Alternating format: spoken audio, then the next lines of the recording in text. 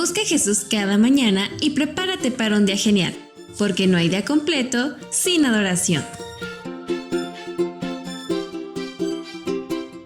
Hola, muy buenos días. Gracias porque están con nosotros en este viernes para hacer el breve resumen que tenemos de esta semana.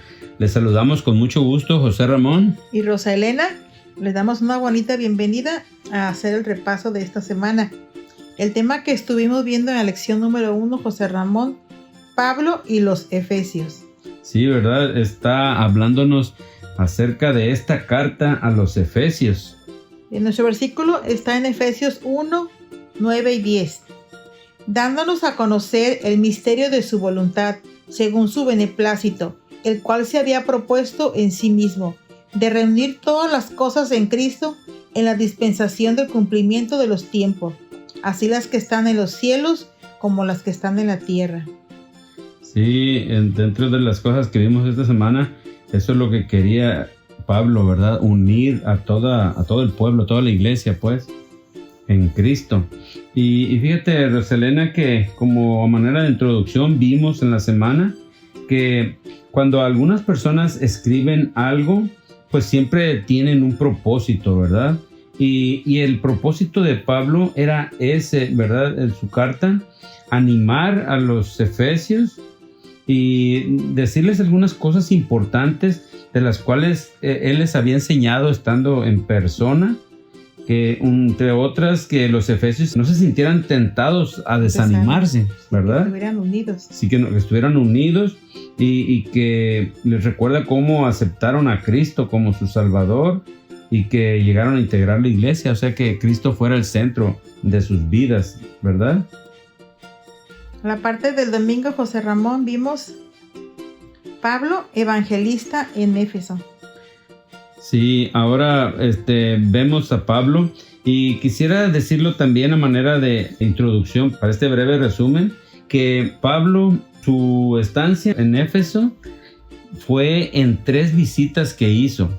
Y me gustaría recomendarles que esas 3 visitas se encuentran descritas en el libro de los Hechos de los Apóstoles, donde están los viajes misioneros de los apóstoles, no solamente de Pablo. Y en el capítulo 18 podemos encontrar esta primera visita que hizo a Éfeso. En el capítulo 19 encontramos la segunda visita, de la cual duró un poco más de tiempo. Y en el capítulo 20 del libro de Hechos, ahí encontramos esa tercera visita de Pablo. Pero no se preocupen porque poco a poco, conforme vamos transcurriendo el tiempo, vamos a ir analizando más esta carta. Y sí, este día domingo vimos a Pablo como evangelista en Éfeso, ¿verdad? Y ahí vimos que esa vez hizo una visita muy rápida, como nos dice Hechos 18. Dice Hechos 18, del 18 al 21. Mas Pablo, habiéndose detenido aún muchos días allí, después se despidió de los hermanos y navegó a Siria, y con él Priscila y Aquila, habiéndose rapado la cabeza en Secrea, porque tenía hecho voto. Y llegó a Éfeso y los dejó allí, y entrando en la sinagoga discutía con los judíos, los cuales le rogaban que se quedase con ellos por más tiempo, mas no accedió, sino que se despidió de ellos diciendo: es necesario que en todo caso yo guarde en Jerusalén la fiesta que viene, pero otra vez volveré a vosotros, si Dios quiere, y zarpó de Éfeso. Sí, fue una visita muy rápida, ¿verdad? Y dice la Biblia que discutía con ellos en la sinagoga. Y yo creo que esto de discutía no necesariamente es algo negativo, porque luego nos dice que ellos le rogaban que se quedara más tiempo. Quiere decir que platicaban acerca de las escrituras y yo creo que eso les gustó, ¿verdad? Y aunque Éfeso era una de las ciudades más grandes del Imperio Romano, dice que con una población de unos 200,000 habitantes, Éfeso por eso era importante en esos días. Y por esa razón es que yo creo que Pablo siguió las instrucciones de Dios. Sí, o sea, llegó a esta ciudad tan importante y mucha la población. Fíjate, José Ramón, 250,000 habitantes. Era una población muy, muy extensa y muy rica. Y aquí podemos ver que Dios se preocupa por todos, ¿verdad? Las personas que están en esas grandes metrópolis también Dios se preocupa. Por esa razón es que mandó a Pablo ahí, aunque siempre, pues en esta ocasión duró poco tiempo porque él tenía otras cosas que hacer. Aquí vemos que en este lugar adoraban a muchas deidades, a Artemisa y a la diosa Diana. Entonces yo pienso que tenía un propósito Pablo de ir a ese lugar, pero con la dirección de Dios. Sí, y ahí estuvimos viendo ese día domingo acerca de un acontecimiento extraño, ¿verdad? Que pasó en ese entonces.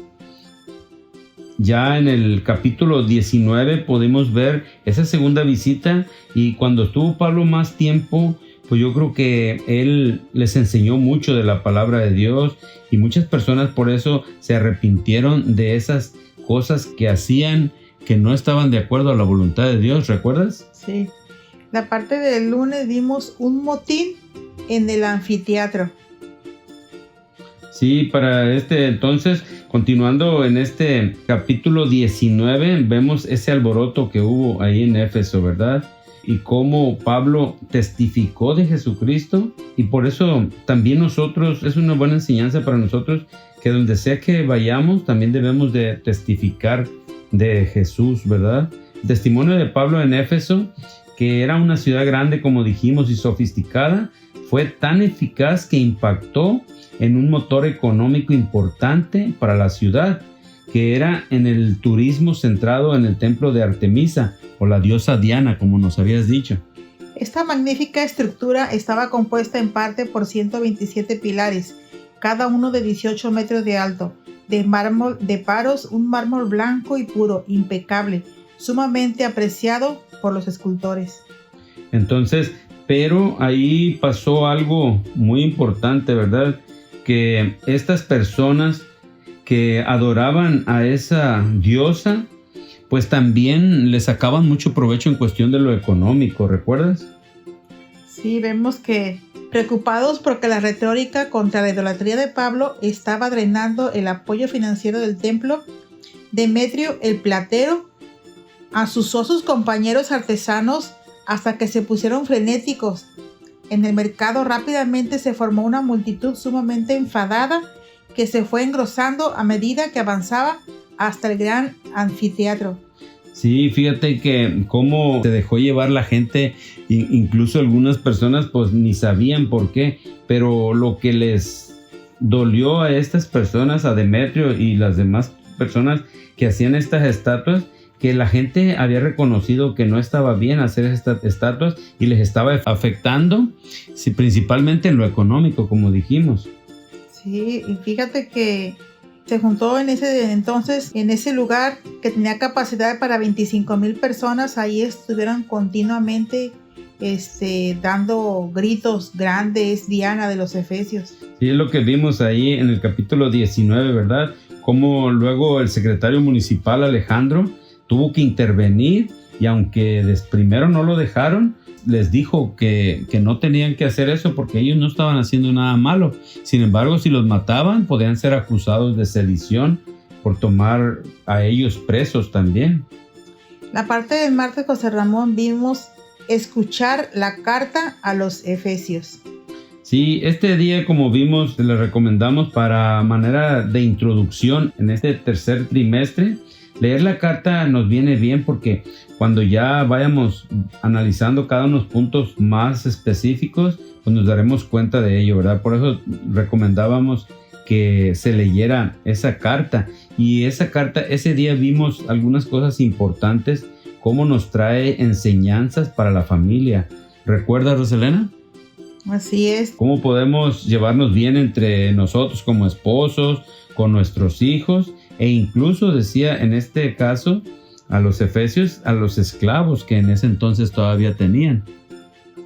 Sí, como dice Efesios 5:21 y termina con el 6:9.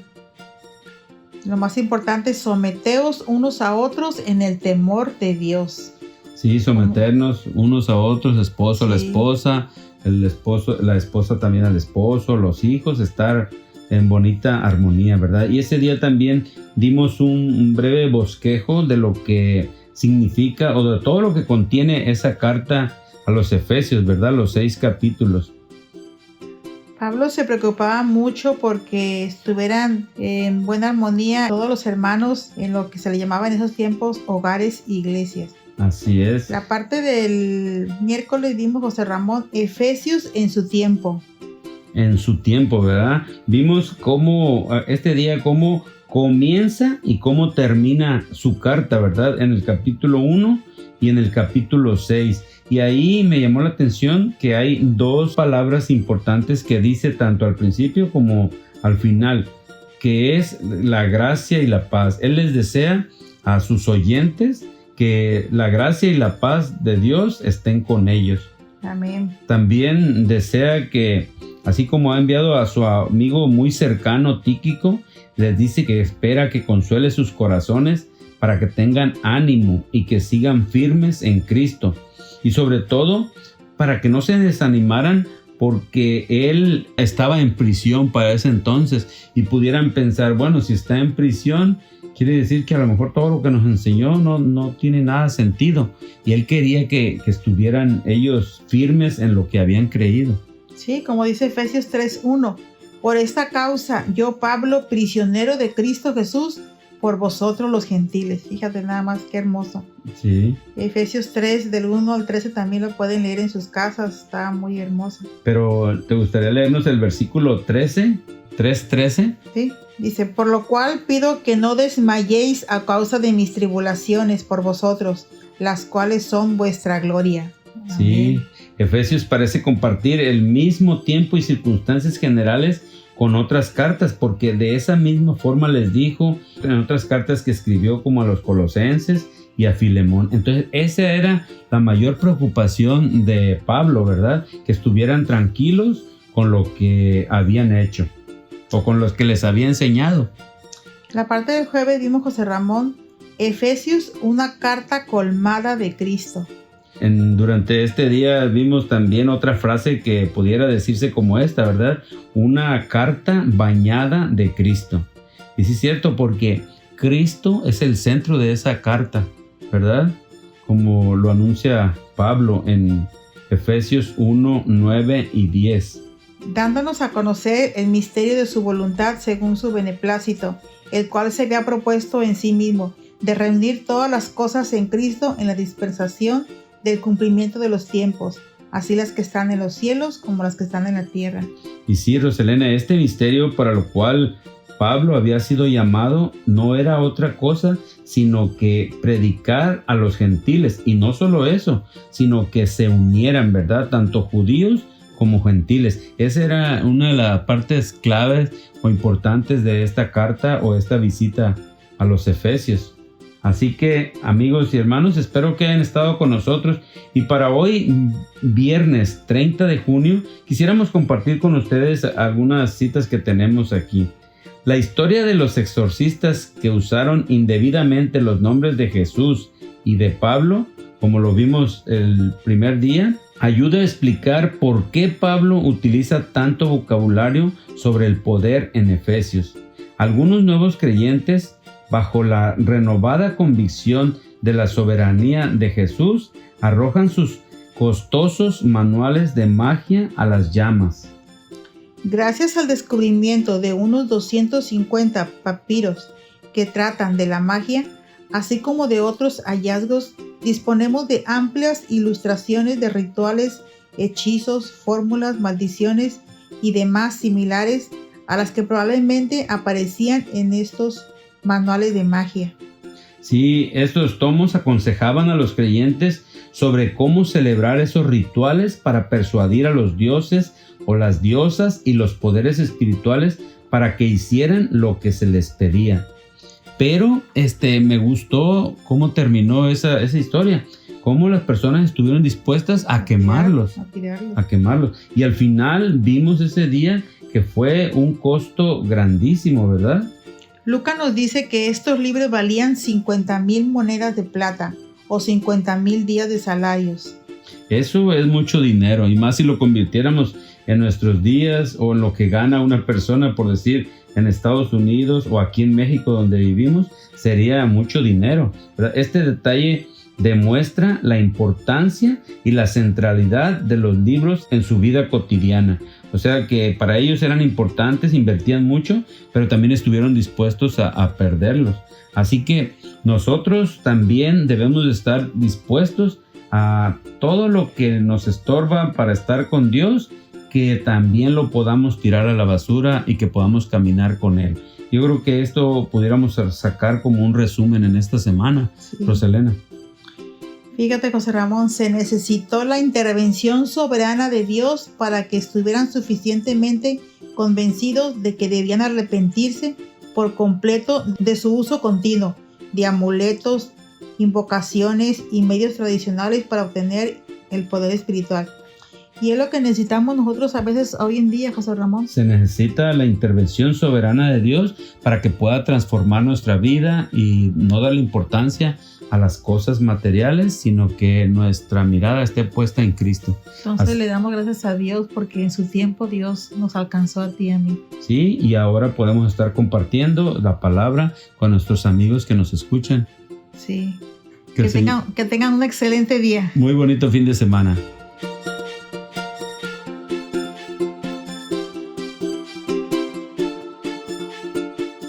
Te invitamos a que compartas la lección de Escuela Sabática en tus redes sociales, porque no hay día completo sin adoración.